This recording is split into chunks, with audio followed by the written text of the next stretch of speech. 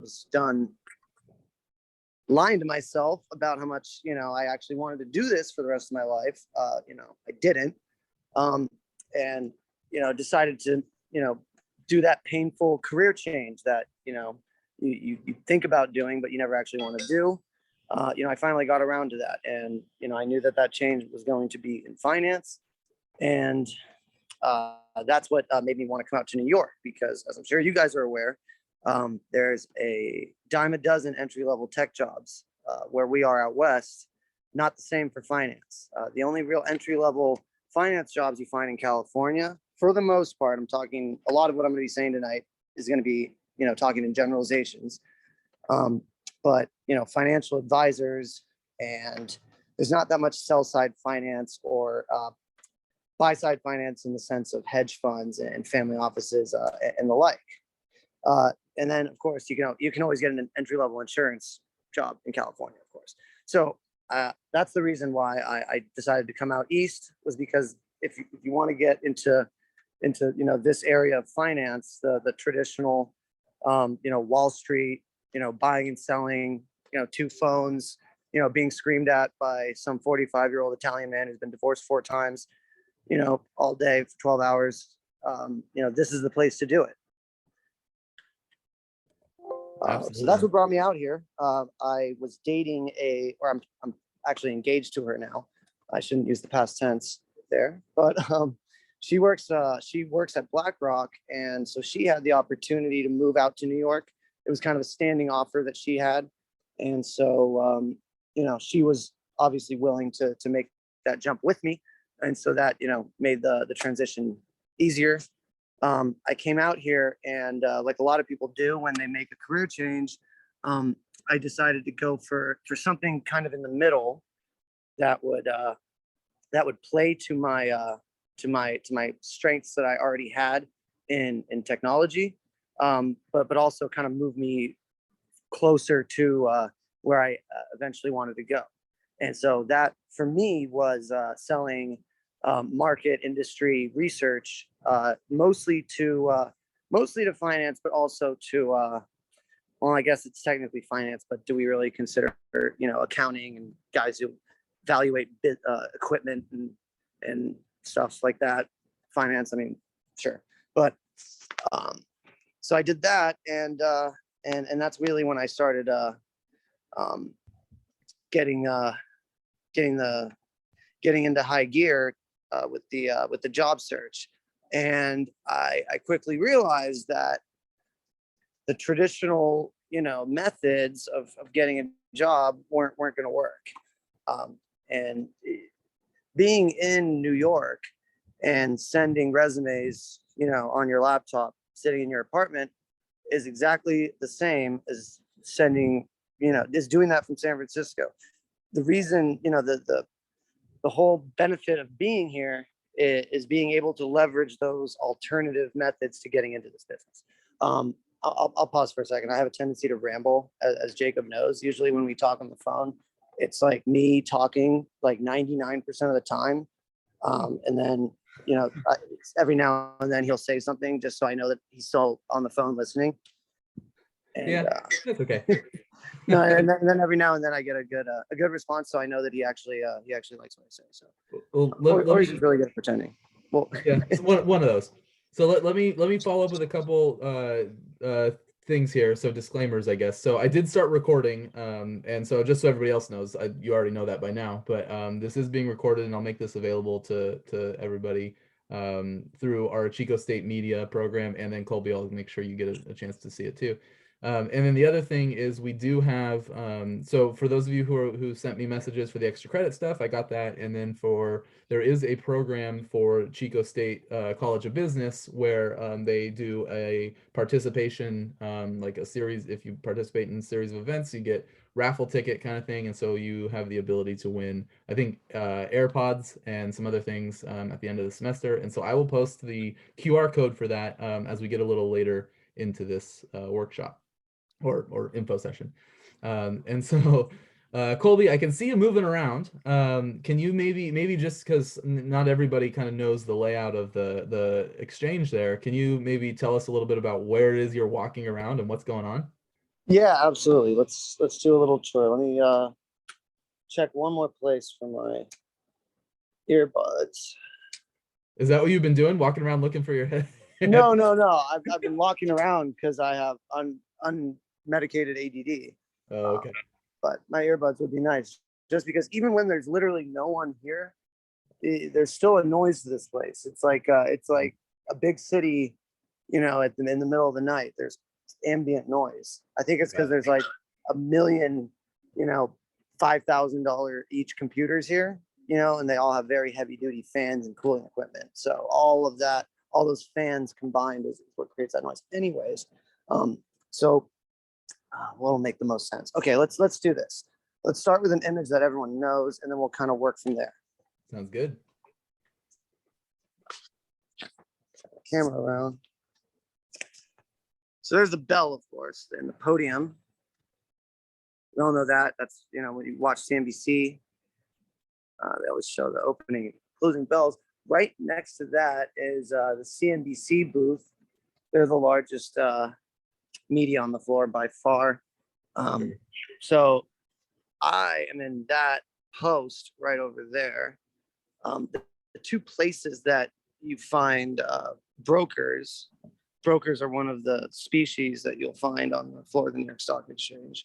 Another one being media people, another one being market makers. But the two places you'll find brokers are in posts like these and in booths like these. A booth is against the wall. There's, little ratty booths like this. And then there's big, nice, luxurious booths like this. This is a corner booth. Now, coming over here, this is my little section of the world. I used to just be cooped up right over here. This desk area you're looking at was two people. You'll notice that this phone right here has two receivers. I used to have to work with another human being next to me, but then some sort of virus happened, and now there's a lot less people down here. So now I have this huge area all to myself, and I kind of switch in and out, to decide. This is where my the head of our team sits, my boss. He's more grounded to his area. He doesn't really leave, but I kind of decide, depending on the day, if it's a Monday, and there's not going to be any IPOs and there's not really going to be much going on, I'll turn everything around and hang out in the post, maybe take a little nap, who knows. But if it's a Thursday, a Wednesday, a Friday, something like that, and there's going to be, 4 SPACs, some gigantic tech company, and I'm going to be running around all day, it doesn't behoove me to be right here, because if I have to run over to post 5, which is way, way, way over there, I got to go, think of this during the day. There's guys in here. I got to squeeze by a bunch of guys to get out, or I got to squeeze by my boss right there. And believe it or not, I would rather squeeze by like 10 guys my age and piss them off than squeeze by my boss. So most days, because most days I'm busy and not sleeping, I'm out here. And that allows me to basically be chilling, working here. I got my pad here. Oh shit, my client's calling me. Hey, what's going on? Okay, yeah, buy 50,000 General Motors. You got it. Boom, boom. Grab this. This is not on the home screen. And boom, boom, I'm out here running. Let's pretend General Motors trades at 8F. Boom, there's a real person here, not no one. And me and the market maker here, he's the market maker for General Motors, as well as 35, 39, somewhere between 35 and 40 other stocks. And that's if I really, really want to do my job in a not lazy way. I don't have to go out and talk to him.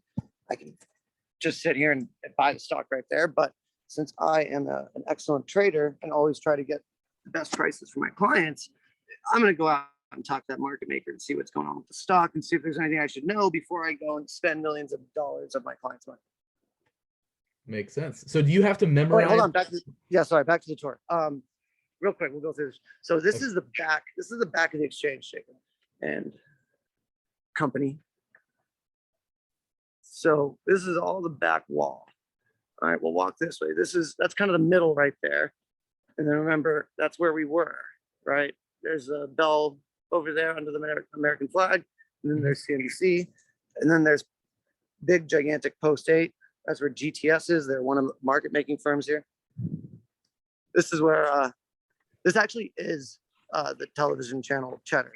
Like they don't have a TV studio. This is literally their entire TV studio. Live on the New York Stock Exchange.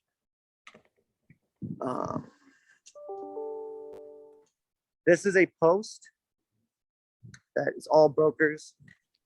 This, of course, brokers.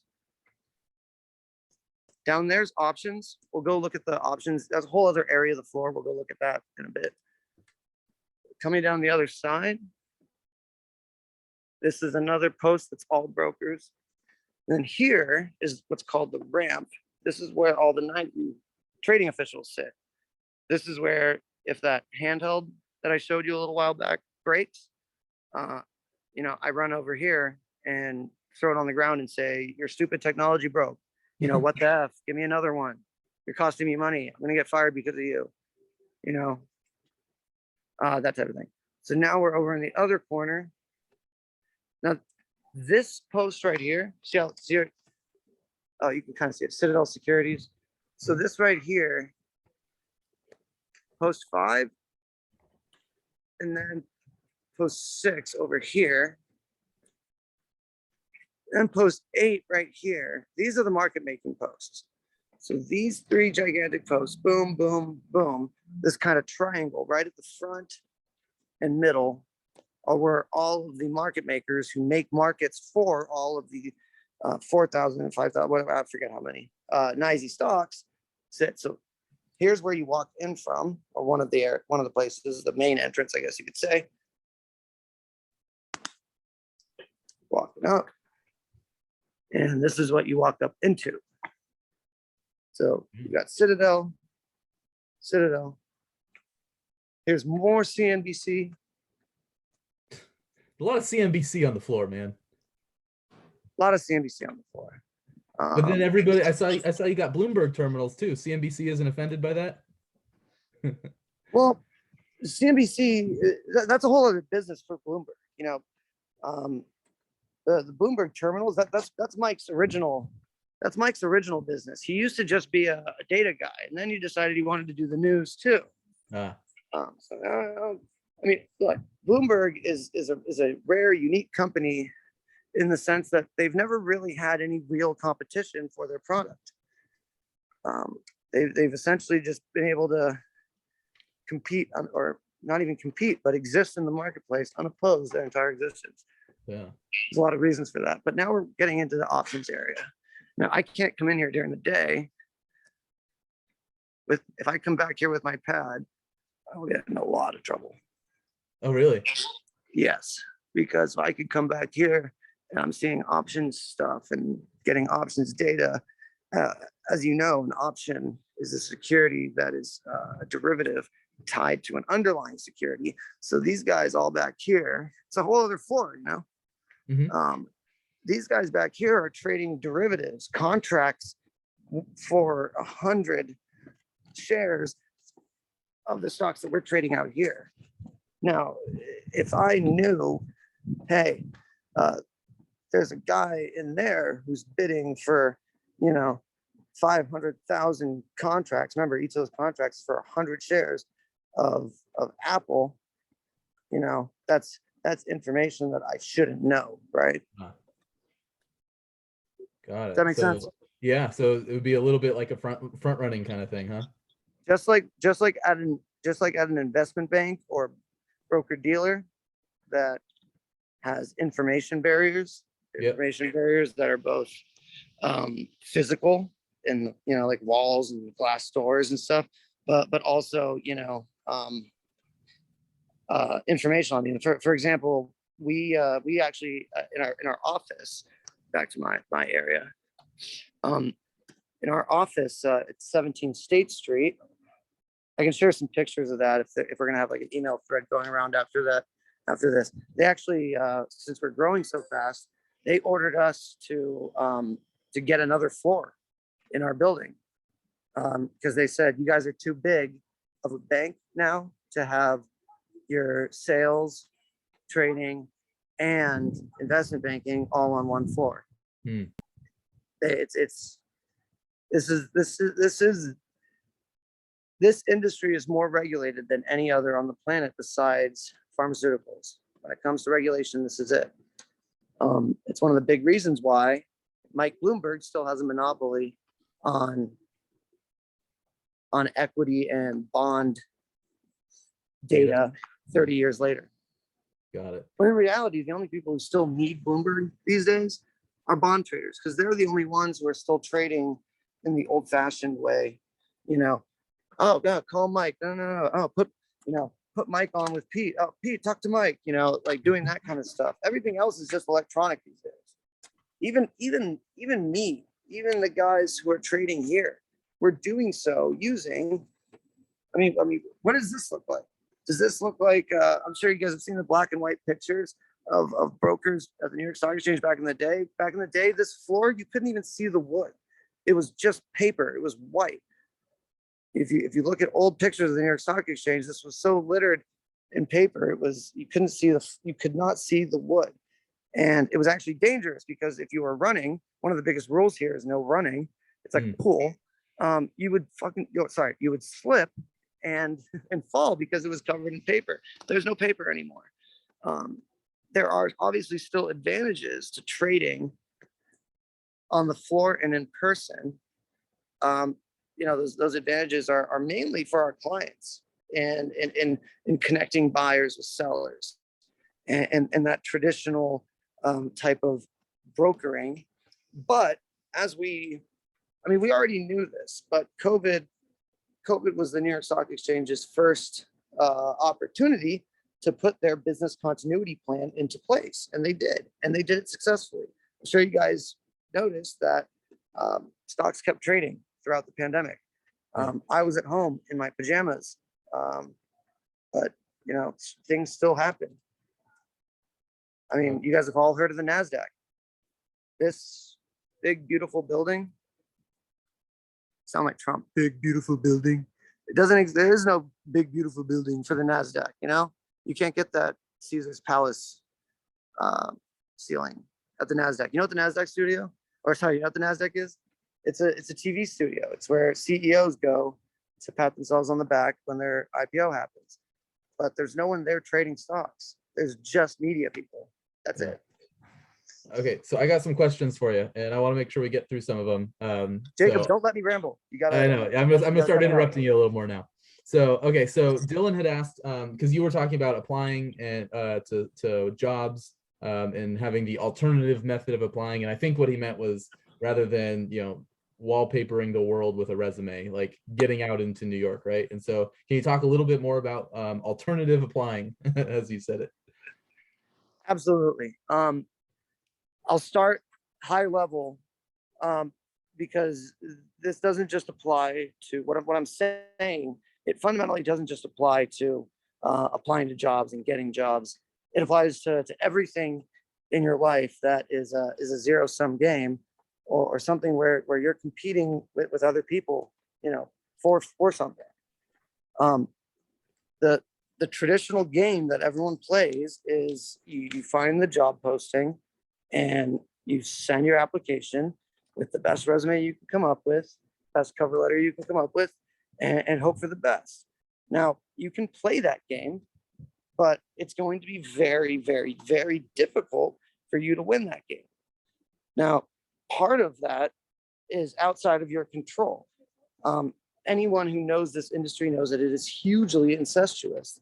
A majority of the new blood coming into this industry every year are the children of guys who work down here, guys who work at Goldman Sachs. It's a lot of nepotism. And so you don't have that. None of us who have West Coast roots have that. So think of it like this. There's 35% of the jobs are gone right off the bat to kids who don't even have to apply, kids who are just getting them because, you know, their dad is owed a favor by some guy. That's how this industry works. It's old style horse trading. You know, I did this for you, you know, 2-3 months ago. What are you going to do for me? That's, believe it or not, it's still old fashioned that way. So you can play that game, and then you're going to be, you know, competing with kids who went to Harvard. You're going to be, if you play the resume game, you're not going to do so hot. People know about Chico on the West Coast. People know it's a good school, especially the business program is highly regarded. I promise you, no one east of the Mississippi knows what Chico State is. It's essentially like having a no-name degree. It's not going to do anything for you. Don't kid yourself. Don't lie to yourself. It's not going to.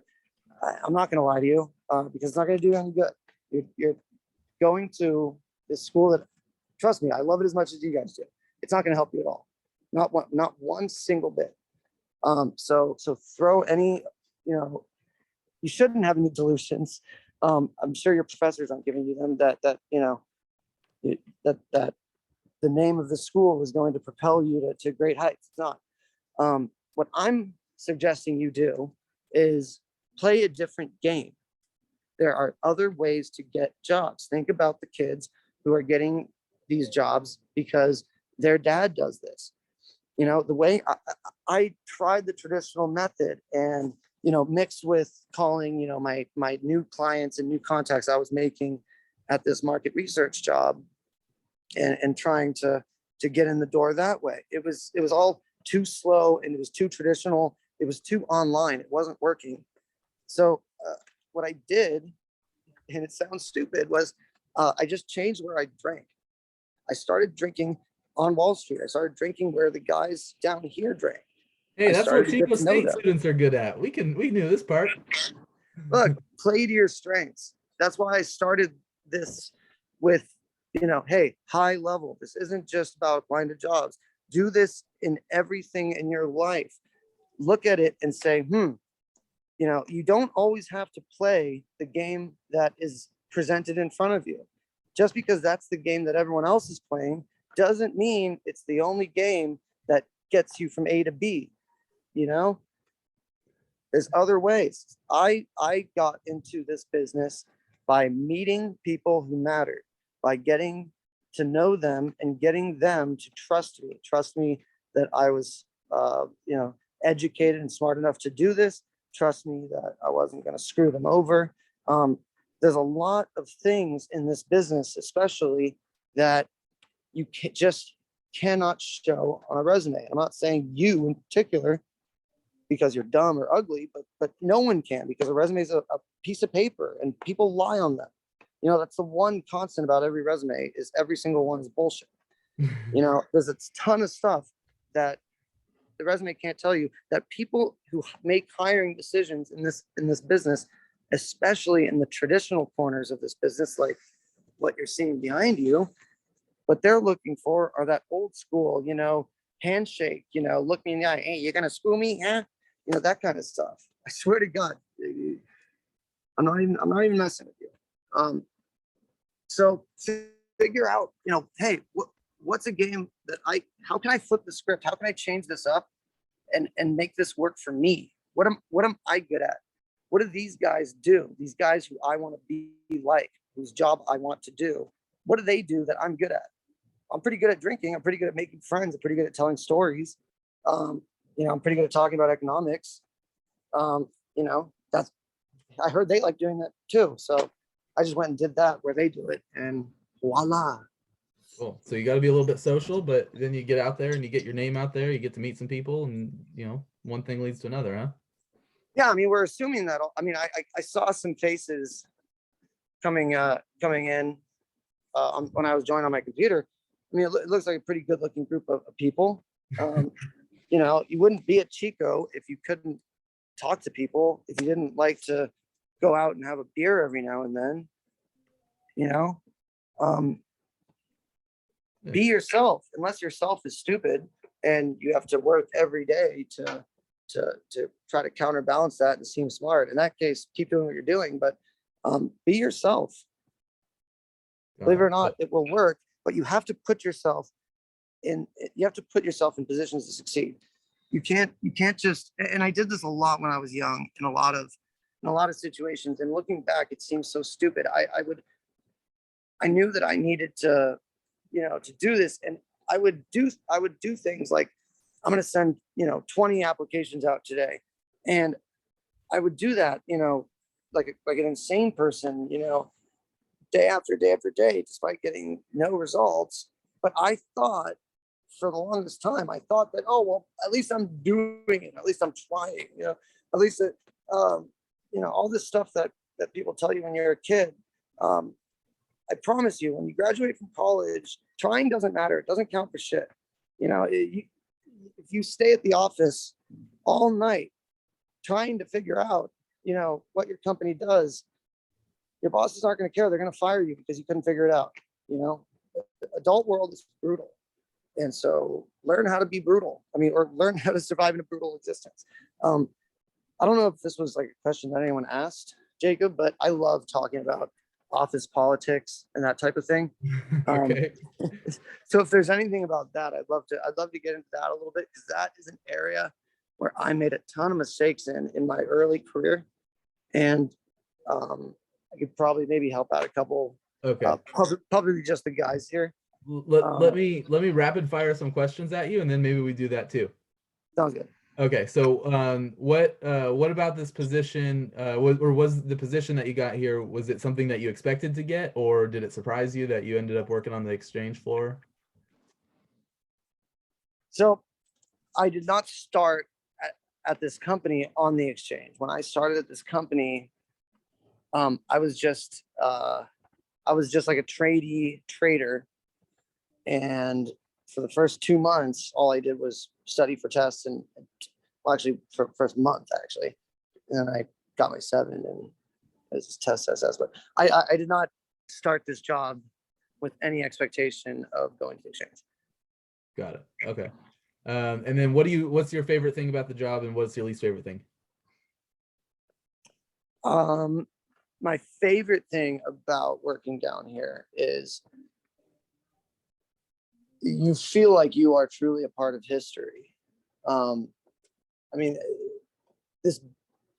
This building, people have been doing this job that I'm doing in this building, or in one form of this building or another, since 1784. And Wow. that's crazy to me. This building is born witness to, almost the entire history of this country, and has played a major role in the building of this country, in this country's history. And being here, you truly do feel like you are a part of history. So I would say that is probably my favorite thing. My least favorite thing about working down here is probably when there are so many guests, that it's hard to do your job, because this place is very, very focused on entertaining the CEOs and entertaining the people from the companies that are listed here, and their guests. And it's a very, very, it's actually in all of our contracts to work here. I can't just ignore a guest. If they ask me a question, I can't just walk away. I actually have to, engage with that person, unless I literally don't have, can't do it. But it's kind of like the NFL. They have to talk to the media. We have to be present and engage with guests if they want to engage with us. And sometimes, on days when there's 7 issuances, 7 IPOs between these 3 posts, and I'm bang, bang, bang, bang, running from post to post to post. I don't have time to answer some mom's question. Okay, I don't Colby. mean to sound rude, but Colby, can I ask you a question? Because you're talking kind of about the history. Were you trading when COVID hit and the stock market kind of tanked? How did that feel being on the floor when that happened? I wasn't on the floor when that happened. I'm actually weren't. still relatively new in the business. Um, I have a Series 24 principals license, but that's only because I'm on a small trading team, and so I had to kind of step into big shoes from the very beginning and do a lot more than a junior, guy is expected to do, and a lot more than a junior guy would do at a bigger mid-sized firm. Um, but yeah, I came into the business during COVID. Okay. And so do you recommend like coming out of college being at a smaller firm because you do get more responsibility than if you were just like some number at like a giant firm? Absolutely. It's tough to get into a small firm though. Yeah. And depending on the firm, most small firms are going to pay significantly less than what you'll get at a bulge bracket. But again, like you just said, Goldman Sachs, for example, they just want all the smart kids, and they will hire kids that they don't even have roles for, and they'll basically just sit on them and burn $100,000 salary for a year or 2 years until they find somewhere to position them within the firm. I'm not even kidding. Yeah. It's like that. But then, I've heard horror stories about guys, going to work at JP Morgan on the trading desk and, getting their 57, which is, technically what you need to make markets on the NASDAQ. All NASDAQ traders should have it, but not all of them do. But generally traders get that after the 7. I got that shortly after the 7. Then I got the NYSE license. But I forgot what I was talking about. Okay, so We let work me a full day today, guys, believe it or not. let me ask you a couple other things too. So Jacob posted in here, one of the students, Jacob posted, what bars do you recommend in New York? What bars do I recommend in New York? Well, if you're looking to hang out with finance people, you got to come down to Stone Street. Stone Street? Yep. Okay, good to know. And then if you could change something along your career path, what would you do differently? Not be an asshole to my bosses. Oh, okay. You think that held you back? Oh yeah. No, I don't think. I know it did. Yeah. All right. I burned bridges when when I was younger, I let my emotions rule the day way too often. And if you don't now, at the age you are, bravo, I tip my cap to you. I was not like that, when I was your age. I probably wouldn't have been on this call when I was your age. I probably would have been, at what's that scummy bar on 5th Street that closed now. I won't name any, but we all know what bars are on 5th Street. The Bear is still open, right? They're still good and they're great.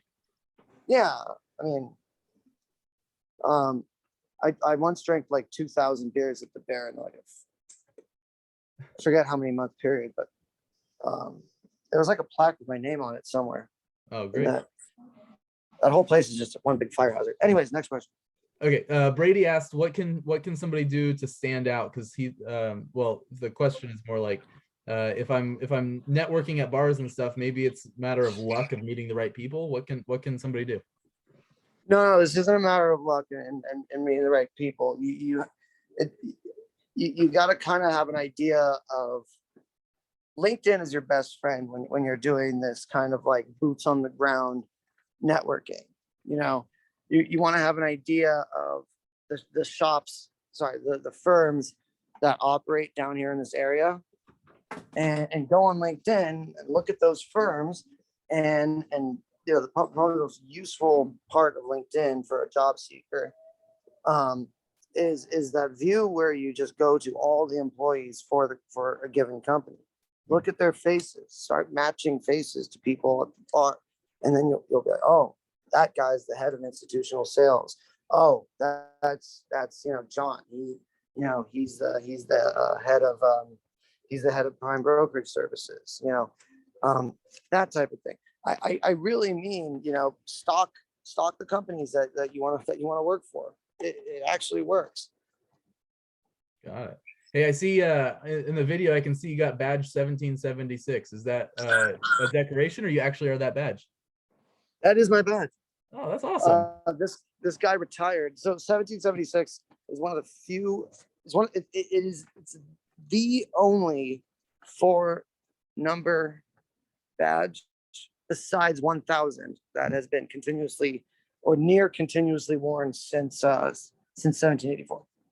Got it. Or since there weren't 4-number badges for most of the existence, but 1776 has always been in use. I got very lucky, and like 2 weeks before it came down, this guy retired. Got it. And so you got his.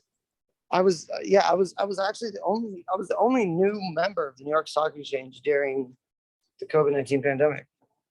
Oh. Okay. And hey, any books you recommend for for office politics? Yes, it's aptly named "Winning at Office Politics." Okay.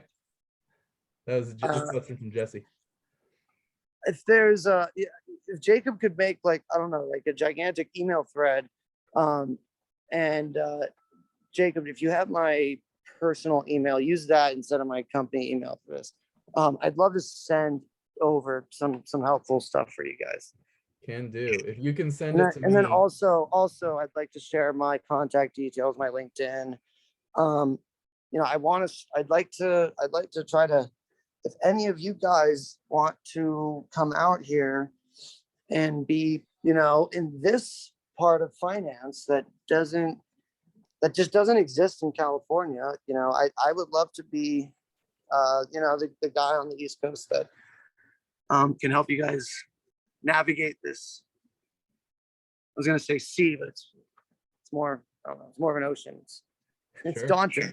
But I'd love to share, my contact details and help you guys out however I can. I don't know how that is. I don't even know what that looks like. But I was very surprised to see how few people from Chico State work at the firms down here. It's very, very few. Yeah. What I'll do, Colby, is I'll get your personal info, your personal email address, or whatever email you want to use, and then I'll get that in touch with the students, and we'll make something happen. Jacob says he goes to New York every 3 months or so he'd love to do a meetup. I'll make sure you all get in touch. Sounds fantastic. Okay. Is he So over 21? I don't want to go to jail. we'll make it work. They take Jacob with mine this year very seriously. Oh, absolutely. Okay, so I'm currently screen sharing a thing from the college, and then if you scan that and put in your information, then you can be entered to win a raffle from them. So for those of you who have a phone that can scan a QR code, there you go. If you for some reason aren't able to do a QR code, then send me an email. Everyone here should have my email because I emailed you the link to get here. Just let me know and I can get you on the raffle thing. And then we are just about out of time, but I wanted to make sure everyone got a chance who maybe if you didn't get a chance to ask a question, I want to make sure we do that. I also want to be sensitive to people's time because I said 5:30 to 6:30, so I'm going to be on that. But again, I'll share my LinkedIn, my cell phone number. I'm happy to help you guys and girls. I mean, guys in the unisex way, however I can. Sure. I might try to just because to connect with students that maybe aren't necessarily my students. They're business students, but not in my class.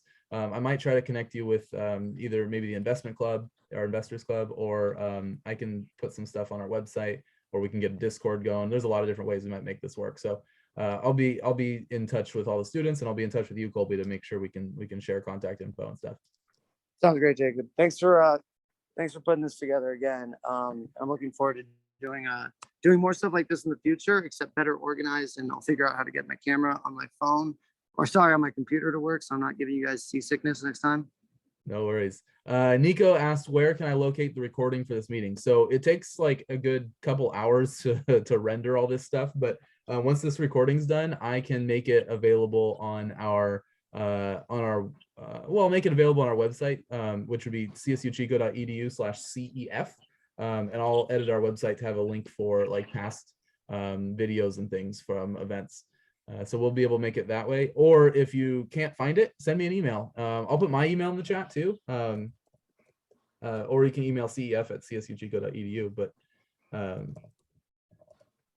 that is my email in the chat right now.